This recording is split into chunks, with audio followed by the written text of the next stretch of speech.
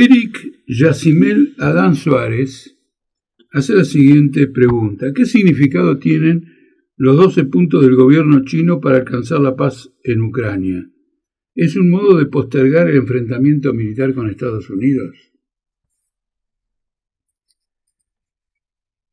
Es indudable que a China le convendría mucho que se interrumpieran las hostilidades en Ucrania, que se alcanzara algún tipo de acuerdo, porque eso le quitaría presión, en primer lugar, a una guerra francamente despiadada que Estados Unidos está llevando a cabo en materia económica contra China. Por ejemplo, ha prohibido la exportación por parte de Estados Unidos, pero también de otros países, de semiconductores o chips a China, que es prácticamente la materia prima fundamental de toda la tecnología moderna. Con el argumento de que las grandes tecnológicas chinas son en realidad empresas encubiertas del Estado, las está eliminando de la cotización de la Bolsa de Nueva York. Es decir, que les priva, en el marco de un comercio internacional globalizado, les priva de financiarse en el mercado norteamericano. Ahora, por ejemplo, TikTok no podrá ser usado entre los empleados públicos, tanto en Estados Unidos como en la Unión Europea, con el argumento que a través de TikTok se obtienen datos muy relevantes del funcionamiento de esos estados para China. La famosa Huawei de los teléfonos también ha sido privada de la compra de elementos, de estos semiconductores y otros componentes tecnológicos. Y para señalarlo simplemente, Brasil ahora tiene que hacer una licitación de 5G y Argentina también, y hay toda una disputa para que no se permita a Huawei participar de esa licitación, y veremos qué pasa en la Argentina, pero en Brasil la disputa es pública, porque además ya tiene fecha esa licitación. En Argentina también, porque Massa ha dicho repetidamente que parte del dinero, de los dólares que pretende recaudar para reforzar las reservas del Banco Central, van a provenir de lo que el Estado obtenga de la licitación de 5G. Entonces, obviamente que esta guerra plantea problemas muy importantes para China. Otro problema importante que plantea es el tema siguiente: por determinadas circunstancias, entre ellas de características climáticas, el agua, la humedad, etc., la principal planta productora de semiconductores se encuentra en Taiwán. Y Taiwán es considerada por China como territorio propio, como parte de la República Popular China, pero ojo, porque internacionalmente este reconocimiento fue hecho por todos los países, salvo Guatemala, Paraguay. Algunos de esos países han reconocido ese estatus. Y entonces, con un conflicto bélico, con guerras comerciales y con estos choques en Ucrania, digamos, este tipo de acuerdos se va quebrando y es posible que se vaya a mayores. China lanza una propuesta de paz en momentos en que desde Washington se denuncia que pretende enviar armas letales a Rusia para la guerra en Ucrania. ¿Y por qué enviaría armas letales a Rusia cuando siempre fue Rusia la que le enviaba armas a China? Porque en la guerra algunos elementos muy importantes, como drones y municiones, se gastan de una forma feroz, muy superior a la que estaba planificado por la industria militar. Por ejemplo, en un día se gastan más municiones en la guerra de Ucrania que las que producen las fábricas de municiones en Estados Unidos también en un día. Entonces empieza a haber este déficit. Lo mismo pasa en Rusia. Entonces Rusia recurre a drones de Irán. Está buscando, digamos, ampliar sus suministros. Entonces Estados Unidos le advierte a China que no le envíe armas letales a Rusia. ¿Por qué se lo advierte? ¿Solo por esta descripción que yo hago de la carencia? No, por algo más. Está en curso la preparación de una gran ofensiva de la OTAN sobre Rusia en Ucrania. Están todos los diarios, lo dicen en voz alta. Ahora que hay esta guerra por Bakhmut, que es un nudo de comunicaciones terrestres en Ucrania, todos los días andan diciendo, bueno, esperen, porque ahora en la primavera le vamos a responder a esta ofensiva rusa con una enorme ofensiva de Ucrania, es decir, de la OTAN. Si eso se produce y Rusia se encuentra en aprietos y eventualmente puede tener algunas derrotas militares significativas, tomémoslo como una hipótesis, China no puede dejarlo pasar. Entonces Estados Unidos le dice, cuidado, no vayas a enviar armas letales. No dice, no vayas a enviar armas letales porque tengo preparada una contraofensiva. Se lo dice ahora, no envíes. Tengo informes o algunos indicios de que querés hacerlo, pero no lo hagas. Entonces China responde con un plan de paz. Y el plan de paz de China tiene una singularidad, que reconoce la soberanía territorial de Ucrania, impugnando el planteo de Rusia, que anexó formalmente a Rusia una parte del este de Ucrania. Dice no, defendemos la territorialidad. En materia de defender la unidad territorial de los países, hay muchos países que lo hacen por una razón lógica. Vamos a tomar un caso. En la diplomacia argentina, cada vez que se plantea un problema de unidad territorial, están en contra de que se perjudique la unidad territorial porque hay una reivindicación sobre Malvinas. Entonces no puede ser que esté de acuerdo en que esté separado parte del territorio del resto del país y después quiera que las Malvinas se integren a la Argentina. En el caso de China, mucho más importante que Malvinas, pero Malvinas, algún día lo trataremos acá, es de una importancia gigantesca, más que nunca, tienen a Taiwán. Entonces no pueden decir si está bien que haya una secesión en Ucrania y después no acepten una secesión en China, por ejemplo en Taiwán, o en otras regiones de China donde hay movimientos secesionistas. Entonces mantiene esa unidad territorial. Y esto es lo que ofrece como zanahoria, como gancho, en una negociación de paz.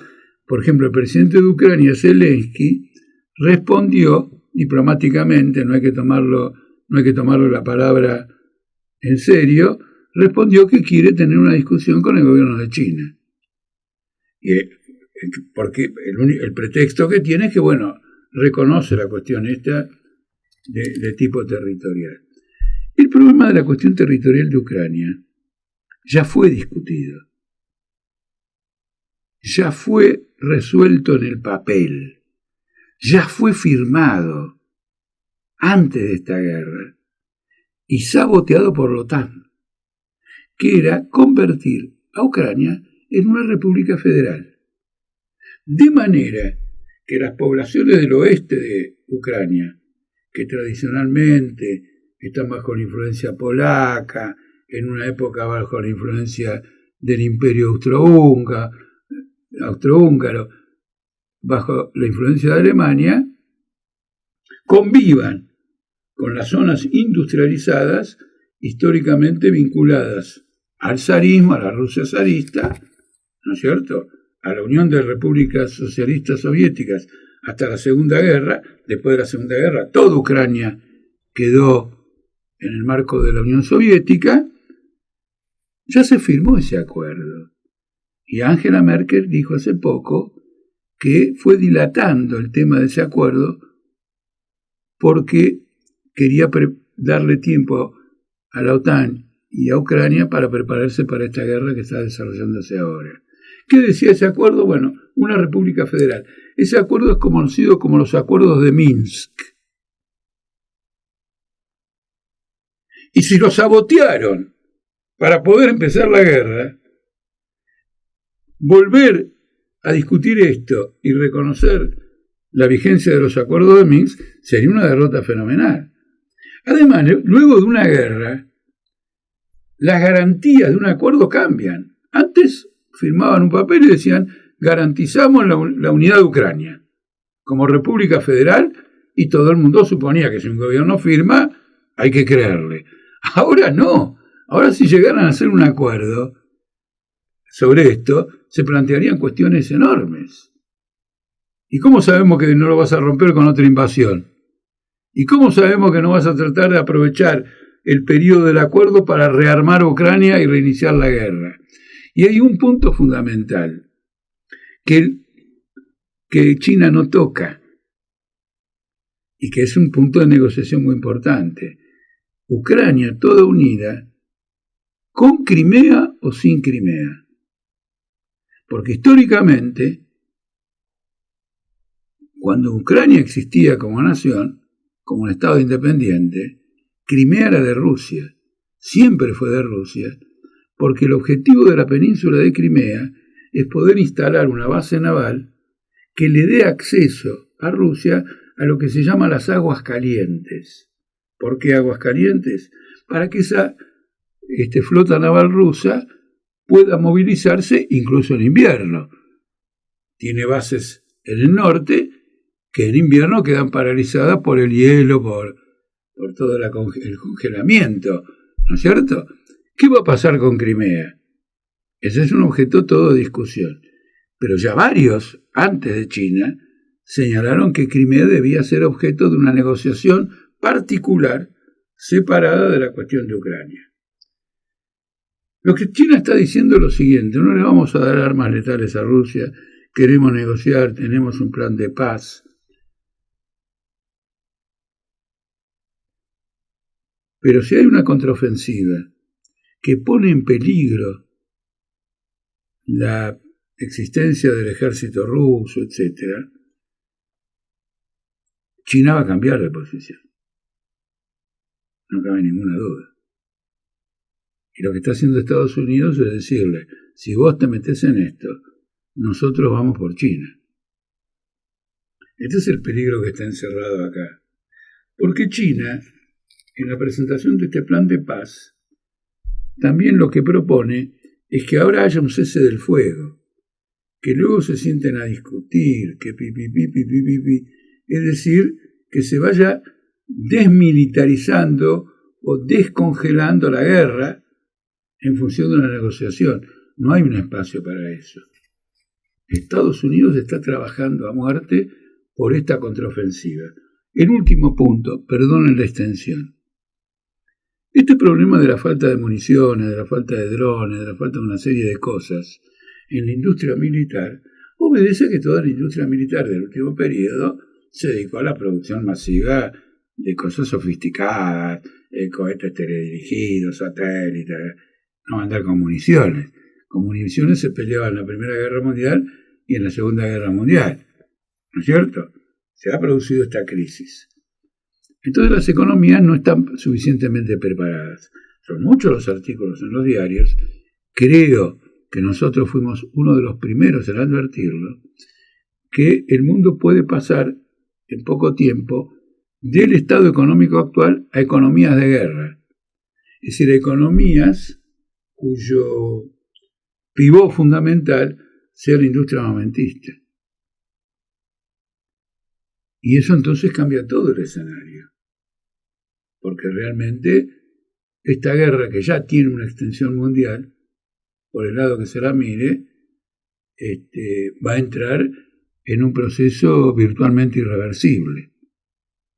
Esta es la situación que está planteada ahora, y como estamos en Argentina, y hay una tendencia a la indiferencia por esta guerra, que se manifiesta también en la grosería de los planteamientos, que, por ejemplo, en la izquierda dicen que se vaya la OTAN de Ucrania y que se vaya Rusia de Ucrania.